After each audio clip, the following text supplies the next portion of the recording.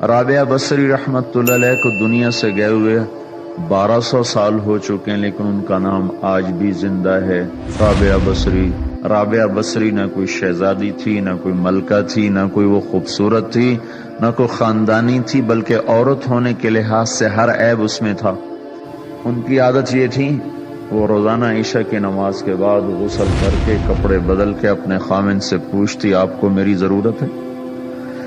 اگر وہ کہتے کوئی نہیں ہے تو پھر پوچھتی مجھے اجازت ہے؟ وہ کہتے اجازت ہے تو پھر مصلی پہ کھڑی ہو جاتی اور فجر کی نماز تک مصلی پر ہی کھڑی رہتی تھی۔ ان کا خامن جلدی فوت ہو گیا، جوانی میں ہی بیوہ ہو گئی، تو حسن بصری بصرہ کے امام، کیا سارے مسلمانوں کے امام تھے، وہ خود آئے، خود چل کے آئے کہ میں آپ سے شادی کرنا چاہتا ہوں۔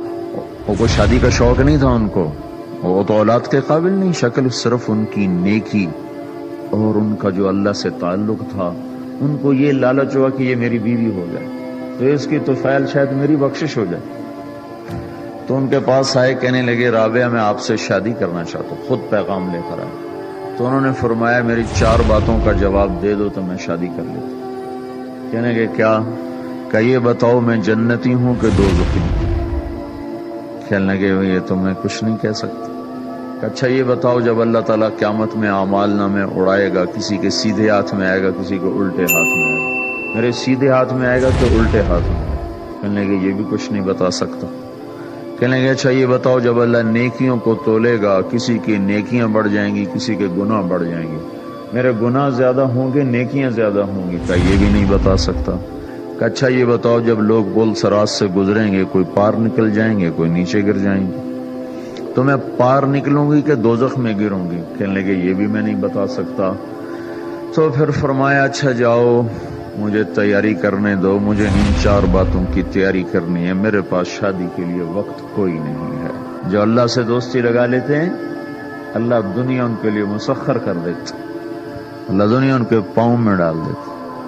تو جب ان کا انتقال ہوا، رات کو ان کا انتقال، تو اپنی خادمہ سے کہا بس 2-4 آدمی بلا کے مجھے جلدی سے دفن کر دو، کسی کو نہ بتاؤ، صبح لوگوں کو بتا دینا، اور مجھے کفن دینا میری وہ اس چادر میں جس میں تہجد پڑھا کرتی تھی۔ تو انہوں نے راتوں رات دفن کر کے صبح اعلان کیا، شور مچ گیا، ہائے کیوں بتایا، کیوں نہیں بتایا، کیوں؟ تو اگلی رات ان کی خادمہ نے ان کو خواب میں دیکھا، سبز لباس پہنا ہوا، حسن و جمال، سورج چہرے پہ چمک رہا۔ پوچھا آپ کے ساتھ کیا ہوا؟ کہا میرے اللہ نے میرے ساتھ بہت عمدہ معاملہ کیا۔ کہا آپ کی وہ چادر کہاں گئی جس میں آپ کو کفن دیا تھا؟ کہا وہ اللہ تعالیٰ نے اتار لی ہے اور مجھے جنت کا جوڑا پہنایا ہے، اور اس چادر کو اللہ نے سنبھال کے رکھا ہے، جب قیامت کے دن میری نیکیوں کو اللہ تولے گا تو اس چادر کو بھی اس میں تولے گا۔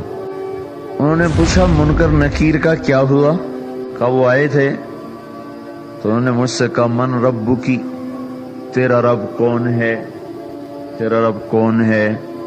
تو میں نے منکر نکیر سے کہا جس اللہ کو 40 سال نہیں بھلایا اس کو 4 ہاتھ زمین کے نیچے آ کر میں بھول جاؤں گی؟ کہ جس رب کو 40 سال میں نہ بھلا سکی اس کو 4 ہاتھ زمین کے نیچے آ کر میں بھول جاؤں گی؟ تو منکر نکیر نے کہا اس کا آگے کیا حساب لینا، چلو بھائی واپس چلو۔